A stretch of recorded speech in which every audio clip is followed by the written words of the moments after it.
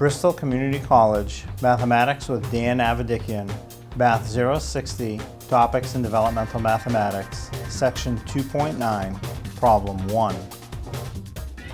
This is Section 2.9, Problem 1. We have to add 5½ plus 1 3/8. So where we have different denominators, we have to make the denominators the same, and we have whole numbers to deal with too. So where we have halves and eighths, the eighths will work as a good common denominator. 8 will go into 8 evenly, and 2 will also go into 8 evenly.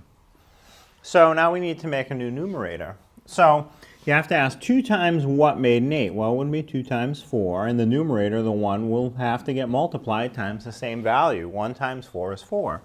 So 4 over 8 is the same as a half. It's just in a form that I have a common denominator. And don't forget, it's really 5 4/8. The 5 is still there. Now, for the bottom fraction, the 1 3/8, the 8 stayed the same. The denominator stayed the same. So the top gets to stay the same also. Or if you like, you could say, well, it was times 1, so the top is also times 1. You could think of it that way too.